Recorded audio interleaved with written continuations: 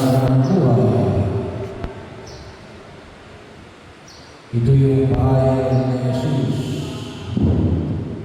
sa bawat isang salon na yung inihanda natin. Ang kagabi niya sa Iliyo na yakin sa kanyang muling hantungan. Tayo na niya ng may kapalan doon nawa ay sa mundong daigdig na ito ay isinasama natin sa Jesus. O rather, sumasama tayo kay Jesus. Sapagkat siya yung daan ang katotohanan ng buhay. At isang paliwanag ko na makikita natin ay sa pamamagitan ko ng mga sakramento. Kasi yan po yung mga tanda at pamamaraan na itinatag na Jesus para tayo ay unang harapin na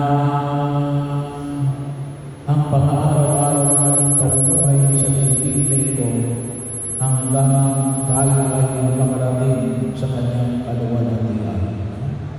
So, alam natin sa simula ng sakramento ng binyag, bahagi yung kalimitan pinangalala ko na kung ano yung ibinibigay ng binyag, buhay na walang hanggan. Yun ay simula ng ating pagpasok sa kaharian ng Diyos. Kahit na tayo narito pa lamang sa lupa, yun ang pagkakataon na tinatanggap natin ang biyaya ng pagliligtas ng Diyos na kanyang tinubos sa ating pagkakasala halos 2,000 taon na nakalilipas. So yun yung biyaya na nawa ay huwag natin kalimutan na pinagkaloob sa atin sa sakramento na pagliligtas niya sa atin. Sa biyaya na pakikisa natin sa Kanya upang muling mabuksan ang kaharian ng langit para sa ating mga nananalig sa Kanyang kapangyarihan. Yung kumpil, ano yung kumpil? Hindi yung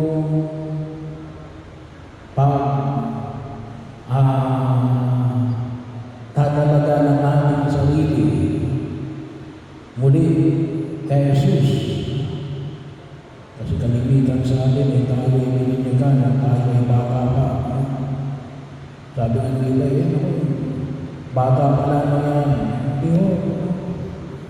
Baka sabi ng iba, invalid daw kasi bata, may nakailan ng tanda. Hindi. Sapagkat meron naman tayong kumpil. At kung tutusin na ano ang sinabi ko sa banal na kasulatan, ang pag-aari ng Diyos ay katulad ng pagtanggap ng isang bata. Ayun, sinabi ni Jesus, pagtanggap ng katulad ng isang bata ay sapat na. Kasi ganoon yung grasya ng Diyos na nais sa tayo tulungan sa gitna ng ating kawalan. Marami may tinuturo yung pagbibigyan natin sa bata. Bahagi na rin yung tinatawag natin the primacy of grace, ang pangunguna ng biyaya ng Diyos. At yun ay muling pinagtitibay sa sakramento ng kumpil.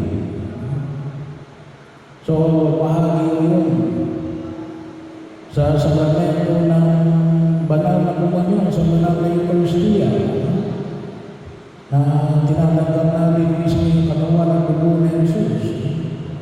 Nagiging kabahagi natin ang pagkain na nagbibigay ng buhay na walang hanggan. Kaya na yung patuloy natin hamon, sabi nga, kapag tinanong natin, sino gusto supunta sa langit? Lahat, nakataas ang kamay. Pero sino yung nagsisimba pag-araw ng linggo? Ay, ganun din yun. Si Jesus din ang ating kasama. Kaya Baka hindi maniwala ang Diyos sa atin. Kung sabihin natin gusto natin pumunta sa langit, pero hindi natin sa kinakatakbo sa loob ng magdiriwang ng misa dito sa lupa. Kasi hindi natin nakikita yung kanyang presensya na nais niyang ipagkaloob sa bawat isa sa atin.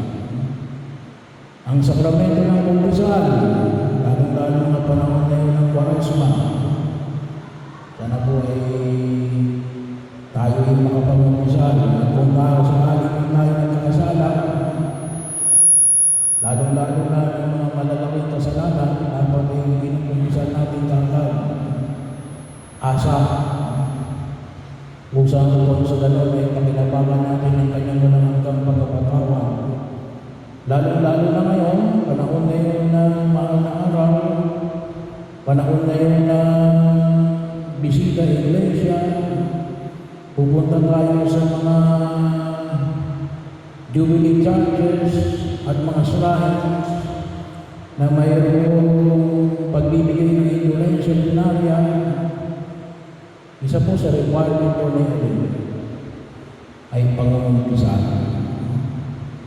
Sayang kung hindi natin matatanggap yung indulensya dinarya na yung ibibigay natin katarungan, sana naibigay na natin dito sa daigdig na ito sa pamagitan ng pagkakamit natin ng indulensya dinarya ay ibibigay pa natin saan? Doon sa purgatorio. Yung sakramento ng pag-aasawa, doon sa mga papasok sa buhay ng asawa, upang tulungan kung paano gabayan ang kanyang may bahay o yung pagiging pamilya, kung paano palalakasin ang pamilyang Kristiyano. Nais ng Diyos at tayong gabayan at tulungan upang sa gano'n ay tayo ay higit na makita natin yung kaligayahan ng dulot ng pag-ibig ng Diyos na hinuhubo at pinagyayaman sa loob ng pamilya. At yung isa ko, kalimitan kong malaking binabanggit ay yung pagkapahin ng langis sa mga may sakit. So, pahali yun. Sabi ko nga, ay sana huwag natin kalimutan, lalong-lalo na yung mga kapatid natin na nakarakay sa higaan, yung hindi na makasimba, yung mga may edad na hindi na kayang tumayo na matagal, pwede yung pagpapahira ng Santo Olyo. Sapagkat yung buhay din, kaliwanagan natin rin ang ating paniniwala na ang mga tao ito din ay sigurado kapag hindi namatay na nakapangumpisan, sigurado na hindi na pupunta sa impyerno. Bakit? Nakahingi ng tawad at pinatawad ng Diyos. Yun po yung... Kaya ano sabi ni Jesus, huwag kayong mabalusa. Kaya ngayong pitong sakramento na ito ay binibigay sa atin. Well, hindi naman dahil magpapari. Isa ay pagpapari. Kaya ito yan. Kaya itong sakramento na ito ay magbibigay sa atin ang kapanatagan ng kalooban. Kapag pinapakinabangan natin ng alin, talagang tumaka sa lahat na ipinamanyo sa atin ng Panginoong Yesu Cristo. Tama yung sinabi ni Jesus, huwag kayong mabalisa. Kaya kung tinatanggap natin itong mga sakramento, hindi dapat natin isa magbalisa. Patol na matay. Lahat naman ay namamatay. Wala namang tao hindi namatay sa daigdig na ito. Pero higit natin pakinabangan yung yung biyaya ng pagliligtas ng Diyos para tayong maging kabahagi ng kanyang karya kaya yung sabi ni Jesus na doon kay Tomas, kasi ano sabi ni Tomas, saan kayo pupunta? Hindi namin alam ang dadaan. Kung saan kayo pupunta, ano sabi ni Jesus, ako ang daan. Kaya po nawa, tayo ay higit ng makilaman sa bigaya na gawin. Dinudulog natin, nawa, si Elidio ay nakapagsumika na at nakilabang sa mga nabanggit na sakramento. At kung siya nagkulang, humihingi tayo ng kapatawaran.